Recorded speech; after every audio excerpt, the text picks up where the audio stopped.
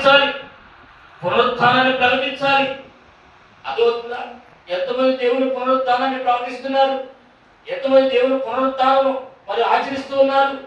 దేవుని ఆజ్ఞానుసారంగా నడుచుకుంటున్నారు? ఒకసారి ఆలోచించండి. మనలోనే ఉంది ఆశీర్వాదం. ఆశీర్వాదం అనేది మనలోనే ఉంది. ఎప్పుడైతే దేవుని మాట శ్రద్ధగా వింటామో, ఎప్పుడైతే ఆయన ఆజ్ఞలను ఏదంటే అనుసరించి నడుచుకుంటామో, అప్పుడు ఆజ్ఞానుసారముగా ఆయన మాట్లాడేవాడు కాదు, కానీ అన్ని విషయాల్లో వెనకబడుతుంది మనమే. పైకి మాత్రం దేవుడు నన్ను ఆశీర్వదించలేదనేటువంటి మాట ప్రతి క్రైస్తవుని యొక్క నోటి నుంచి వస్తున్నటువంటి మాటే అది. అర్థమవుతుందా? మనం చేయవలసినవి చేయటం లేదు.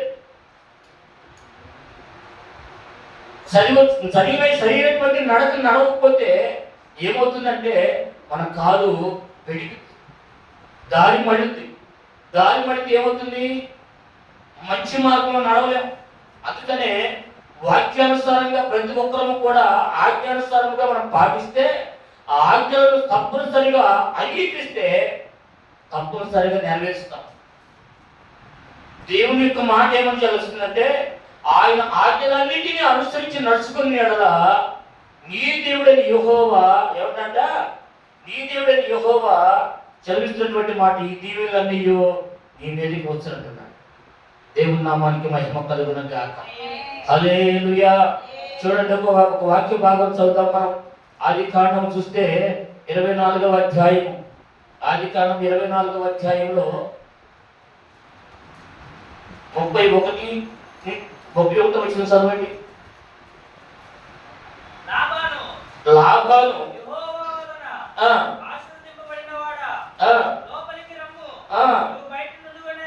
ఎవరి వలన ఆశీర్వదింపబడ్డాడంట?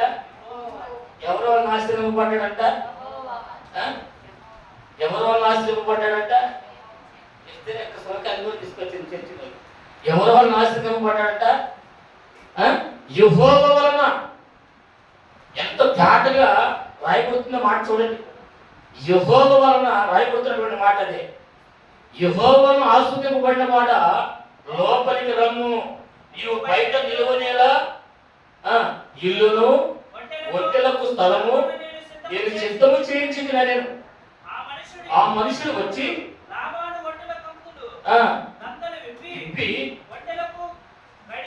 చూడండి, ఒక్క మాట అక్కడ ఆగండి.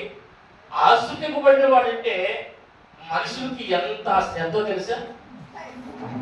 పెద్దవారు వచ్చినా, ధనవంతులు వచ్చినా మిగిలిన వాళ్ళందరూ కూడా వాళ్ళ వైపే చూస్తారు. అందుకనే దేవుని బిడ్డలారా, ఇక్కడ మనం 34లో చూస్తే అంతటా అతడు నేను అబ్రహాము దాసుడను, యెహోవా నా యజమానులు బహుగా ఆస్వాదించను కనుక అతడు గొప్పవాడాయను. ఎందుకనంట అబ్రహాము బహుగా ఎందుకు దేవుడు ఆస్వాదించాడంటే, అబ్రహాము దేవుడు చెప్పిన ప్రతి మాట ప్రకారం నడుచుకున్నాడు. మరి మనం నడుచుకుంటున్నామా? ప్రతి మాట విన్నాడు, మరి మనం వింటున్నామా? ప్రతి మాట చొప్పున ఆయన జరిగించాడు, మనం జరిగిస్తున్నామా? మరి ఎందుకు దేవుని ఆశీర్వాదం మనకు రావడం లేదంటే ఎందుకే దేవుని పెట్టారా? ఇవి అనేక సంవత్సరాల నుంచి దేవుని సన్నిధిలో ఉంటూ ఉన్నావు, కానీ దేవుని మాటకు తగినట్లుగా దేవుని యొక్క ఆజ్ఞను అనుసరించి ఏ రోజు కూడా నడుచుకోవట్లేదు. ఆయన ఏమంటున్నాడు? ఆయన ఆజ్ఞలన్నింటినీ అనుసరించి నడుచుకుని అట్లా నీ దేవుడైన యెహోవా ఏంటంట ఈ దీవులన్నీ నీకు అనుగ్రహించాలంటున్నాడు. అబ్రహాము యొక్క దాసుని తన ఇంట్లోకి ఆహ్వానించి లాభనంటున్నాడు. ఏంటంట యెహోవాను ఆశీర్వదింపబడిన వాడా లోపలికి రమ్ము. ఎంత చక్కగా పిలుస్తున్నాడు. అందుకని దేవుని బిడ్డలారా, ఆ పిలుపు నిన్ను బట్టి కూడా రావాలి. దేవుడు నిన్ను కూడా ఆస్వాదించాలి. అనేక మంది లోకంలో వారందరూ కూడా నిన్ను చూసి యెహోవాను ఆస్వాదింపబడినవాడా లోపలికి రమ్మని నిన్ను పిలవాలి. దేవుని నామానికి మహిమ కలుగును గాక. ఆమేన్, ఆమేన్. కనుకనే దేవుని బిడ్డలారా, దేవుని యొక్క మాటలు ఏమని సెలవిస్తున్నాయి అంటే, దేవుని బిడ్డలమైన మనము ఆస్వాదింపబడాలి. ఎలా అంటే ఆయన మాటను శ్రద్ధగా వినాలి, ఆయన ఆజ్ఞలను తప్పనిసరిగా అనుసరించి నడుచుకోవాలి. అబ్రహాము అందుకనే బహుగా ఆస్వాదింపబడ్డాడు. తన దాసుడే సెలవిస్తున్నాడు, సాక్షి చెబుతున్నాడు. యెహోవా నా యొక్క దాసుడు, నా యొక్క యజమానుడైనటువంటి అబ్రహాము బహుగా ఆస్వాదించెను, అందుకే ఆయన గొప్పవాడాయను. ఉట్టిగా రాయలేదు ఈ మాటలు, ఇవన్నీ నెరవేర్చబడ్డాయి. దేవుడు పెట్ట మన జీవితాలను కూడా దేవుడు గొప్ప ఆశీర్వాదాలు అనుగ్రహించును గాక. ఆమేన్.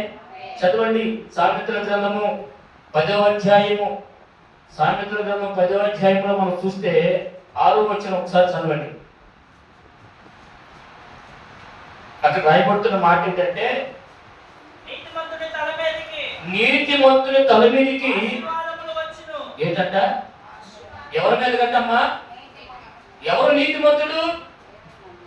ఎవరు నీతిమంతుడు అంటే, ఈ లోకమును విడిచిపెట్టి, పాపమును విడిచిపెట్టి, యేసుక్రీస్తు వారి సొంత రక్షకునిగా అంగీకరిస్తూ జీవితకాలం అంతా పరిశుద్ధులుగా జీవించిన వాడే నీతిమంతుడు. కనుకనే ఆ నీతిమంతుని తల మీదకి ఏమొస్తాయి అంటే ఆశీర్వాదాలు వస్తాయంట. దేవుని నామానికి మహిమ కలుగునుగా. అటువంటి దేవుని పెట్టారా, కుడి ఎడమకు తొలగిపోయిన వాడు నీతిమంతుడు. దేవునికి భయభక్తులు కలిగిన వాడు నీతిమంతుడు. దేవునికి ఆత్మశాంత నడిపించబడుతున్న వాడు నీతిమంతుడు. కనుకనే దేవుడు ఏమంటే, నీతిమంతుని ఇంకా ఏంటంట, నీతిమంతుని తల మీదకి ఆశీర్వాదములు వచ్చును. దేవుని నామానికి మహిమ కలుగునుగా. హల్లెలూయా. చదవండి మరొక వాక్య భాగం మనం చూసుకుందాం. అపోస్తల కార్యములు 3వ అధ్యాయము 26వ వచనం. అపోస్తల కార్యములు 3వ అధ్యాయము. దేవుడు తన సేవకుని పుట్టించి మీలో ప్రతి వాణిని ఏంటంట, దుష్టత్వము నుండి మళ్ళించుట వలన మిమ్మల్ని ఆశీర్వదించుటకై ఆయనను మొదట మన యొద్దకు పంపించాట. దేవుని నామానికి మహిమ కలుగును గాక. ఎవరిని పంపించాడు? యేసుక్రీస్తు వారిని పంపించాడు. అందుకని అక్కడ రాయబడుతున్న మాట ఏంటంటే, దుష్టత్వం నుండి మనం మళ్ళాలట. దుష్టత్వం నుండి మనం మళ్ళుట వలన దేవుడు మనల్ని ఆశీర్వదిస్తాడు. దుష్టత్వం అంటే ఏమిటి? చీకటి క్రియలు, అహంకార సంబంధమైన మనస్సు, దుర్భాషలు, అదోత్తుగా దేవుడు పెట్టారు. ఇవన్నీ కూడా ఏమంటారంట? దుష్టత్వం అంట. అయితే దేవుడు మనల్ని ఆశీర్వదించాలి అంటే మనలో ఉన్నటువంటి దుష్టత్వం అనేది తొలగిపోవాలి, తీసివేసుకోవాలి. దేవుని నామానికి మహిమ కలుగునుగా. హల్లెలూయా. కనుకనే దేవుని బిడ్డలారా, రాయబడుతున్న మాట ఏంటి? దేవుడు తన సేవకును పుట్టించి మీలో ప్రతి వాని యొక్క దుష్టత్వం నుండి మళ్ళించుట వలన మిమ్మల్ని ఆశీర్వదించుటకు ఆయనను మొదట మీ యొద్దకు పంపెను. ఎవరి దగ్గరికి వచ్చాడు యేసయ్య? మన దగ్గరికి వచ్చాడు. అది మనం దేనికి వచ్చాడట? మనలో దుష్టత్వం నుండి మనల్ని విడిపించడానికి వచ్చాడు. మనం విడిపించడానికి వచ్చాడు ఆయన. ఎలా విడిపించాడు ఆయన? ఈ లోకంలో 33.5 సంవత్సరాలు సంచారం జరిగించి దేవుని సువార్తను ప్రకటించి ఏదంటే 33.5 ఆయుష్కాల సమయం 3.5 సంవత్సరాలు మాత్రమే తండ్రి చింతము నెరవేర్చున్నాడు. అదొద్దా? కనుకనే మనందరి నిమిత్తము, మన యొక్క పాపం నిమిత్తము, మన అతిక్రమం నిమిత్తము, మన యొక్క దుష్టత్వం నిమిత్తము ఆయన తను తాను అర్పించుకున్నాడు. ఎవరి కోసం పుట్టాడంట ఆయన? మన కోసం పుట్టాడు. ఎలా పుట్టాడంట? సేవకునిగా పుట్టాడు. అక్కడ రాయబడుతున్న మాట అదే. సేవకుని పుట్టించి మీలో ప్రతి వాని యొక్క దుష్టత్వం నుండి మళ్ళించడం వలన ఏమంటే మిమ్మల్ని ఆస్వాదించడానికి ఆయనను మొదట మీ అందరూ పంపినట్టున్నాడు. ఆయన మన జీవితానికి వచ్చాడు. కనుకనే మనలో దుష్టత్వం ఏమైపోయిందంట? తొలగిపోయింది. కాబట్టి దేవుడు మనల్ని ఆస్వాదిస్తూ ఉన్నాడు. కనుకనే ఈ రోజు దేవుడు నన్ను ఆస్వాదించలేదు అనే ఒక ఆలోచన నీకు వచ్చినప్పుడు నేను ఎలా జీవిస్తున్నాను? దేవుడు చెప్పిన మాట ప్రకారం నడుచుకుంటున్నానా? దేవుడి ఆజ్ఞ ప్రకారం నేను ఆజ్ఞలు పాటిస్తున్నానా? పునరుత్థానాన్ని నేను ప్రకటిస్తున్నానా? పునరుత్థానాన్ని నేను ఆచరిస్తున్నానా? మనం ప్రశ్నించుకోవాలి. అర్థమవుతుందా? దేవుని సన్నిధికి దూరం అయిపోతున్నాం, ఇంకా దేవుడు రాక సమీపిస్తూ ఉన్నది, ఇంకా మనం ఆశీర్వాదాల కొరకు ఎదురు చూస్తున్నాం. చాలా ఆలోచించండి, చాలా ఆలోచించండి. దేవుడు పెట్టారు, ఇక్కడ ఒక మాట రాయబడుతుంది. ఇంకా దేవుడు స్తుతిస్తే ఒకటేమో దేవుడికి విధేయత చూపించడం వలన, అనగా ఆయన మాట శ్రద్ధగా విని ఆయన ఆజ్ఞలను అనుసరించి నడుచుకోవటం వలన దేవుడు మనల్ని ఆశీర్వదిస్తాడు. రెండు, నీతిమంతులుగా జీవిస్తే రాయబడుతున్న మాట ఏంటంట, నీతిమంతుని తల మీదకి ఆశీర్వాదం వచ్చును అని అంటున్నాడు. దేవుని నామానికి మహిమ కలుగునుగా.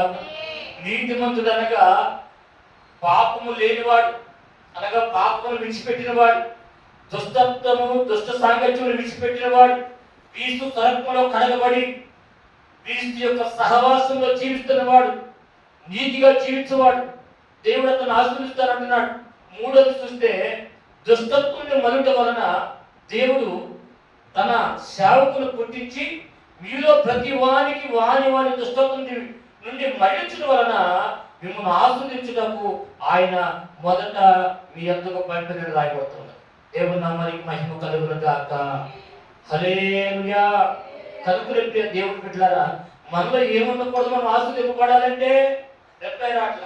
మనం ఆస్వాదింపబడాలంటే ఏముండకూడదు? మనలో ఏముండకూడదు? దుష్టత్వం ఉండకూడదు. వింటారు, వాక్యం వింటున్నారా? ఏముండకూడదు మనలో? ఏముండకూడదంట చెప్పాలి. ఏముండకూడదు? దుష్టత్వం ఉండకూడదు మనలో. అర్థమవుతుందా? కనుకనే మీరు దేవుని బిడ్డలారా, మరొక మాట మనం చదువుకున్నాం. రెండవ దినవృత్తాంతములు 20వ అధ్యాయము 26వ వచనాన్ని మనం ధ్యానం చేద్దాం. రెండవ దినవృత్తాంతములు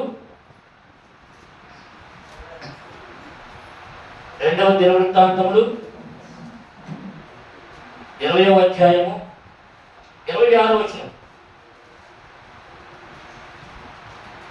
4వ దినమున వారు బెరాకాలో లోయలో కూడిరి. అక్కడ వారు యెహోవాకు కృతజ్ఞతాస్తుతులు చెల్లించినందున నేటి వరకు ఆ చోటికి బెరాకా లోయ అని పేరు. ఈలాగున యెహోవా వారి శత్రువుల మీద వారికి జయము అనుగ్రహించి వారిని సంతోషపరిచెను కనుక యెరూషలేమునకు ఉత్సాహముతో మరలవలనని యోధా వారును యెరూషలేము వారును వారందరికీ ముందు యెహోషాపాతులు సాగి వెళ్ళేది. దేవుని నామానికి మహిమ కలుగునుగా. చూడండి, ఒక ఆలోచన చేయాలి మనం. ఎందుకంటే దేవుని బిడ్డలారా, అక్కడ భయంకరమైనటువంటి పరిస్థితులు ఉన్నాయి. ఆ భయంకరమైనటువంటి పరిస్థితుల నుంచి విడుదల పొందాలి అంటే ఇక్కడ దేవునికి కృతజ్ఞతాస్తుతులు చెల్లించాలి. అక్కడ మేలు పొందాలన్నా, ఆశీర్వాదం పొందాలన్నా మనం ఇక్కడ దేవునికి కృతజ్ఞతాస్తుతులు చెల్లించడం వలన దేవుడు మనకి ఏం చేస్తాడంటే మేలు జరిగిస్తాడు. ఏం జరిగిస్తాడంట? మేలు జరిగిస్తాడు. యోధా వారు అరణ్యమందు కాపరులు దుర్గము దగ్గరకు వచ్చి సైన్యం తట్టు చూడగా వారు శవములై నేలను పడి ఉండేది, ఒకడును తప్పించుకొనలేదు. యెహోషాపాతును అతని జనులను వారి వస్తువులను దోచుకున్నటకు దగ్గరకు రాగా ఆ శవముల యొక్క విస్తారమైన ధనమును ప్రశస్తమైన నగలను కనబడెను. వారు తమకు ఇష్టమైనట్టు మట్టుకు తీసుకొని తాము కొని పోగలిగినంత అంతకంటే ఎక్కువగా ఒలుచుకొని కొలసము అతి విస్తారమైనందున దానిని కూర్చుకున్నకు 3 దినములు పట్టెను. 4వ దినమున వారు బెరాకా లోయలో కూడిరి. అక్కడ వారు యెహోవాకు కృతజ్ఞతాస్తుతులు చెల్లించినందున నేటి వరకు ఆ చోటికి బెరాకా లోయ అని పేరు పెట్టెను. దేవుడు వారిని దర్శించి వారికి విజయాన్ని అనుగ్రహించడం వలన వారందరూ కూడా దేవునికి కృతజ్ఞతాస్తుతులు చెల్లించేది. దేవుని నామానికి మహిమ కలుగునుగాక. కనుక దేవుడు బిడ్డలారా, అక్కడ రాయబడుతున్న మాట ఏంటంటే, యెహోవా వారి శత్రువుల మీద వారికి జయం అనుగ్రహించి వారికి సంతోషపరిచెను కనుక యెరూషలేమునకు ఉత్సాహంతో మరలవలని యోధా వారు యెరూషలేము వారు వారందరికంటే ముందుగా యెహోషాపాతులు సాగి వెళ్ళిరి. కనుక ప్రతి ఒక్కరూ కూడా దేవునికి కృతజ్ఞతాస్తుతులు చెల్లించడం వలన మనకు ఆశీర్వాదం అనుగ్రహించబడుతుంది. విజయం అనుగ్రహించబడుతుంది, మేలుతో మనం తృప్తిపరచబడుతూ ఉన్నాం. దేవుని నామానికి మహిమ కలుగునుగాక. హల్లెలూయా. కనుకనే ప్రియ దేవుని బిడ్డలారా, చాలా మంది సంవత్సరాలు గడుస్తూ ఉన్నాయి, మాసాలు గడుస్తూ ఉన్నాయి, వారాలు గడుస్తూ ఉన్నాయి, కానీ ఎవరు కూడా కృతజ్ఞతాస్తుతులు చెల్లించలేదండి. ఎందుకంటే కృతజ్ఞతాస్తుతులు ఉన్నటువంటి దీవెన, అందులో ఉన్నటువంటి ఆ మేలు చాలా మందికి అర్థం కాదు. అర్థమవుతుందా? ప్రతి ఒక్కరు కూడా మాసాంతరపు కూడిగా ఒకటి తన గృహంలో పెట్టుకొని, ప్రభువా గడిచినటువంటి 4 వారములు కూడా నీవు నాతో ఉన్నావు, నా కుటుంబాన్ని దీవించావు, నా కుటుంబాన్ని ఆస్వాదించావు, రాకపోకల మేలుతో నింపావని ఏ ఒక్క కుటుంబంలో కూడా కృతజ్ఞతాస్తుతి గుడికి జరగట్లేదండి. మరి ఆశీర్వాదం ఎలా వస్తుందండి? నువ్వు ఎంత ప్రార్థన చేస్తే ఉపయోగం ఏముంది? మొదటి నుంచి మనం చెప్పుకుంటూ వస్తా ఉన్నాం. ఇక్కడికి వస్తే వాడు దేవుడు స్తుతించారు. దేవుడు స్తుతించడం వలన ఏం జరిగిందంటే వారికి మేలు కలిగింది, విజయం అనుగ్రహించబడింది. ఏ విషయంలో నువ్వు విజయం లేకుండా జీవిస్తున్నావు, అభిజయాల్లో ఉన్నావో, ఆర్థికంగా వెనకబడి ఉన్నావో, ఏ విషయంలో తృప్తిస్తున్నావో, తొలగిపోతున్నావో, ఆత్మీయ జీవితాన్ని కోల్పోయావో, వీటన్నిటి విషయంలో కూడా నువ్వు ఏం చేయాలంటే, ప్రభువా నీకు వందనాలయ్యా, గతంలో నేను పడిపోయిన స్థితిలో ఉన్నాను, ఇప్పుడైతే నీ నామ మహిమ కొరకు నాయన నన్ను దర్శించావు, మరలా నన్ను తిరిగి లేవనెత్తావు, తిరిగి నన్ను కట్టావు నాయన అని ఆయన కృతజ్ఞతాస్తుతులు చెల్లించాలి. అలా చెల్లించడం వలన మళ్ళీ ఏమవుతుందంట, మళ్ళీ గొప్ప దీవెన పొందుకుంటాం, మేలు అనిపిస్తాం, విజయం పొందుకుంటాం. ఏ విషయంలో నువ్వు అభిజయం కలిగి ఉన్నావో, ఏ విషయంలో ఎనబడిపోయి ఉన్నావో, ఏ విషయంలో నేను పైకి నువ్వు అనుకుంటున్నావో, వాటన్ని విషయంలో కూడా దేవుడు నిన్ను ఆశీర్వదిస్తాడు. దేవుని నామానికి మహిమ కలుగునుగాక. హల్లెలూయా. చదవండి ఒక వాక్య భాగం, కీర్తనలు 67వ కీర్తన, 67వ కీర్తన, 67వ కీర్తన 5, 6 వచనాలు ఒకసారి చదువుకుందాం. దేవా ప్రజలు నిన్ను స్తుతించుదురు గాక, ప్రజలందరూ నిన్ను స్తుతించుదురు గాక, అప్పుడు భూమి దాని ఫలమునిచ్చును. దేవుడు మా దేవుడు మమ్మల్ని ఆశీర్వదించును, దేవుడు మమ్మల్ని దీవించును. భూదిగంత నివాసులందరూ ఆయన యందు భయభక్తులు నిలుపుదురట. దేవునామానికి మహిమ కలుగునుగాక. హల్లెలూయా. అర్థమవుతుంది దేవుని బిడ్డలారా? ఒకసారి ఆలోచన చేయండి. రాయబడుతున్నటువంటి మాట ఎంత స్పష్టంగా ఉందో. దేవా ప్రజలు నిన్ను స్తుతించుదురు గాక, ప్రజలు అందరూ నిన్ను స్తుతించుదురు గాక. ప్రజలు అంటున్నాడు, ప్రజలందరూ అంటున్నాడు. అర్థమవుతుందా? అప్పుడు భూమిని దాని ఫలమునిచ్చును, దేవుడు మా దేవుడు మమ్మల్ని ఆస్వాదించును, దేవుడు మమ్మల్ని దీవించును. భూదిగంత నివాసులు అందరూ ఆయన యందు భయభక్తులు నిలుపుదురు అని రాయబడుతుంది. దేవుని నామానికి మహిమ కలుగునుగాక. కనుక ప్రియ దేవుని బిడ్డలారా, దేవుని బిడ్డలమైన మన అందరము కూడా ఆయన స్తుతించే వారిగా ఉండాలి. ఆయన స్తుతిస్తే ఏమంటున్నాడంట, అప్పుడు భూమి దాని ఫలమునిచ్చును. అర్థమవుతుందా? మనం ఏమనుకుంటున్నామంటే, మనం పంటున్నాం, బియ్యం అంటున్నాం, అనుకుంటున్నాం అయితే 50 రూపాయలు అవుతుంది కేజీ, 60 రూపాయలు అవుతుంది కేజీ అని అంటున్నాం. కానీ నువ్వు స్తుతించకుండా, నువ్వు ప్రార్థన చేయకుండా పంట పొలాలు పండవు. అదవుతుందా? పంటలు పండి చేతికి రావాలంటే ఎంత కష్టం ఒకసారి ఆలోచించాలి. కనుకనే మనం ఏం చేయాలంట, స్తుతించాలి, దేవుని మహిమపరచాలి, దేవుని కనపరచాలి. నువ్వు దేని గురించి దేవుని స్తుతిస్తున్నావో దాని విషయంలో నీకు ప్రతిఫలం ఇస్తాడు దేవుడు. దేవుని నామానికి మహిమ కలుగునుగాక. అందుకని అప్పుడు భూమి దాన్ని ఫలమునిచ్చును. ఎప్పుడు ఏం చేస్తే, ప్రజలు స్తుతిస్తే, ప్రజలందరూ స్తుతిస్తే భూమి దాన్ని ఫలమిస్తట. అక్కడ అంటున్నాడు, దేవుడు మా దేవుడు మమ్మల్ని ఆశీర్వదించును, దేవుడు మమ్మల్ని దీవించును అని అంటున్నాడు. దేవుని నామానికి మహిమ కలుగునుగాక. కనుక మనం దేవుని స్తుతించాలి, దేవునికి కృతజ్ఞతాస్తుతులు చెల్లించాలి. ప్రతి విషయంలో కూడా స్తుతి చెల్లించడం వలన దేవుడు మనం బహుగా ఆశీర్వదిస్తాడు. దేవుని నామానికి మహిమ కలుగునుగాక. ఇక చూస్తే ప్రియ దేవుని బిడ్డలారా, ఇంక దక్షిణ భాగాలు దొరికి నేను వెళ్ళట్లేదులే, ఆ మాట నేను మాట్లాడదలుచుకోలేదు. అదొకటి ప్రియ దేవుని బిడ్డలారా, అందులో కూడా ఆ మాట రాయబడింది. ఏమని? దక్షిణ భాగం ఇచ్చిన ఎడల దేవుడు అంటే నాకు ఇచ్చిన శోధించిన ఎడల ఆకాశవాతం విప్పెదను, విస్తారమైన కప్పును మెండినటువంటి ఆశీర్వాదములను కుమ్మరించేదని అంటున్నాడు. చూడండి, ఒక మాట చూడండి, రాయబడుతున్న మాట అంటే దేవుని మార్గాలు, ఆయన ఆజ్ఞలు మనం పాటించాలి, ఆయనతో మనం సహవాసం చేయాలంట. అదవుతుందా? కీర్తనలు 128, కీర్తన 128 1 128 వచ్చిన ఒక మాట రాయబడుతుంది. ఏం చేయాలంట? దేవుని యందు మనం భయభక్తులు కలిగి ఉండాలంట. నిశ్చయముగా నీవు నీ చేతుల కష్టాజితం అనుభవించదవు, నీవు ధన్యుడవు, నీకు మేలు కలుగు. దేవుని నామానికి మహిమ కలుగును గాక. హల్లెలూయా. చూడండి ప్రియ దేవుని బిడ్డలారా, మనము ఎలా ఉండాలని కోరుకున్నా తెలుసా? దేవుని యొక్క మార్గాలు, ఆయన ఆజ్ఞలు. ఏమంటాడు అక్కడ? రాయబడుతున్న మాట ఏంటంటే, ప్రత్యేకంగా రాయబడుతున్న మాట మన కొరకు. ఆయన త్రోవలు ఎందుకు నడుచువారు ధన్యులు. ఆయన త్రోవలు అంటే ఏమిటి? దేవుని మార్గాలు. ఆయన ఆజ్ఞలు పాటించాలి, ఆయనతో సహవాసం చేయాలి, అనుదిన ప్రార్థనతో మనం దేవుని గడపాలి. ఇవి ఆయన మార్గాలు, ఆయన త్రోవలు ఇవన్నీ కూడా.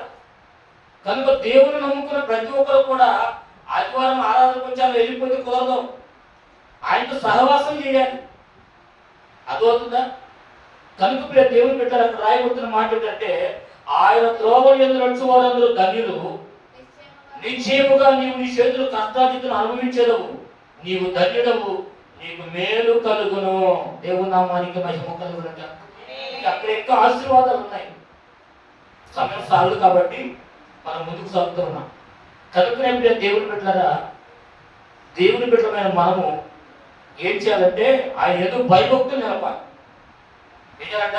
రాత్రి చెప్పుకున్నాం ఆయన ఎందుకు భయభక్తులు కలిగి ఆయన దేవాలయము అనగా శరీరం అనే దేవాలయాన్ని ఏం చేయాలంట? జాగ్రత్త చేసుకోవాలి. అందుకనే దేవుని బిడ్డలారా, దేవుని బిడ్డలమైన మనము ఆయన త్రోవలేదు నడుచుకోవాలందరూ కూడా ధన్యులు అని అంటున్నాడు. మనం అందరం ధన్యులం. దేవుడు మనకు మేలు చేస్తాడు. అందుకని నీవు ధన్యుడవు, నీకు మేలు కలుగు అంటున్నాడు. అదవుతుందా? ఎవరైతే ఆయన త్రోవలేదు నడుస్తారో వారు ధన్యులు. ఎవరైతే ఆయనతో సహవాసం చేస్తారో వారు ధన్యులు. ఎవరైతే నిత్యం ఆయన సన్నిధిలో ప్రార్థన చేస్తారో వారు ధన్యులు అంటున్నాడు. ఇవన్నీ కూడా ఆయన త్రోవలే. ఆయన త్రోవలో మనం అందరూ కూడా నడవాలి. దేవుని నామానికి మహిమ కలుగును గాక. హల్లెలూయా. చూడండి, చివరి మాట కూడా చెప్పి నేను ముగించి వేస్తాను. దేవుని నామమును ఉచ్చరించడం ద్వారా దేవుడు మనం ఆశీర్వదిస్తాడు. ఏం చేయాలంట? సంఖ్యాకాండము 24వ అధ్యాయము, సంఖ్యాకాండము 6వ అధ్యాయం 6:24 చదవము.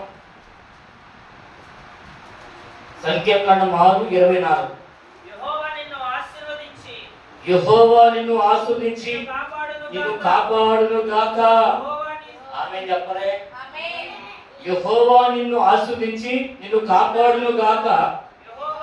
యెహోవా నీకు తన సన్నిధిని ప్రకాశింపజేసి నిన్ను కరుణించును గాక. యెహోవా నీ మీద తన సన్నిధి కాంతిని ఉదయింపజేసి నీకు సమాధానం కలుగు చేయను గాక. అట్లు వారు ఇశ్రాయేలీయుల మీద నా నామం ఉచ్చరించడం వలన నేను వారిని ఆశీర్వదించేదను అంటున్నాడు. దేవుని నామానికి మహిమ కలుగును గాక.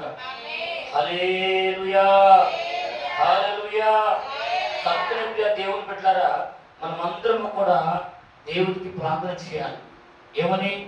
యెహోవాను ఆశీర్వదించి కాపాడును గాక. ఎదుటివారిని దీవించాలి, ఎదుటివారిని ఆశీర్వదించాలి, సంఘమును దీవించాలి, సంఘమును ఆశీర్వదించాలి.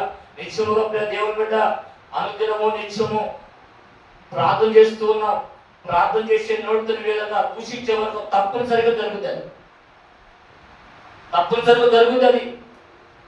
అదవుతుందా? కనుక నువ్వు దీవెన వచ్చిన పలకాలు కానీ ఆశీర్వచన పలకాలు కానీ ఎక్కడ కూడా దేవునికి వ్యతిరేకంగా మనం పలకూడదు. ఆస్వాదించేది ఆయన, నువ్వు నేను కాదు. కనుక ఆశీర్వచనమే పలకండి. ఎక్కడ కూడా కీడుకు సంబంధించిన మాత్రం మనం పలకూడదు. అందుకని అంటున్నాడు అక్కడ, యెహోవా నిన్ను ఆస్వాదించి నిన్ను కాపాడును గాక. యెహోవా నీకు తన సన్నిధిని ప్రకాశింపజేసి నిన్ను కరుణించును గాక. యెహోవా నీ మీద తన సన్నిధి కాంతి ఉదయింపజేసి నీకు సమాధానము కలుగు చేయను గాక అని అట్లు వారు ఇశ్రాయేలు మీద నా నామమును ఉత్తరించడం వలన నేను వారిని ఆశీర్వదించేదను. దేవుడు మనల్ని ఆశీర్వదిస్తాడు. ఆయన నామాన్ని ఎప్పుడు మనం ఆశీర్వాదం ఉచ్చరిస్తూ ఉండాలి. ఆయన ఎప్పుడు గొప్ప చేస్తూ ఉండాలి. ఆయన ఎప్పుడు మహిమపరుస్తూ ఉండాలి. అలా చేయడం వలన దేవుడు మనం ఆశీర్వదిస్తాడు. దేవుని నామానికి మహిమ కలుగునుగా. హల్లెలూయా. చాలా మంది దేవుని పెట్టారా, దేవుడు నమ్ముకున్న వారు చాలా వరకు కూడా ఏం చేస్తారంటే చెప్పిస్తూ ఉంటారు. శాపనార్థాలు పెడతా ఉంటారు. వట్టయిపోనుగా హట్టయిపోనుగా అంటారు. అదవుతుందా? యేసు రక్తంలో కడగబడిన మనము, ఆయన త్రోవలో నడుస్తున్న మనము, ఆయనతో సహవాసం చేస్తున్న మనము, ఆయన ఆజ్ఞలు పాటిస్తున్న మనము ఎక్కడ కూడా ఏ విధమైన చేతులైనా సరే దేవునికి వ్యతిరేకంగా మనం మాట్లాడకూడదు. ఆశీర్వదించేది ఆయన అయితే కీడు మాటలు పలకడానికి నీకెందుకు? వాడు దీవించబడితే నీకెందుకు? నీకు ఇష్టమైతే నువ్వు కూడా దీవించబడతావు. అదవుతుందా? కనుకనే దేవునికి విధేయత చూపించాలి. దేవునికి విధేయత చూపించడం వలన దేవుడు మనల్ని ఆశీర్వదిస్తున్నాడు. దేవుని నామానికి మహిమ కలుగును గాక. కొద్ది మాటలు దేవుడు దీవించి మన హృదయంలో నాటి ఫలింప చేయను గాక. ఆమేన్.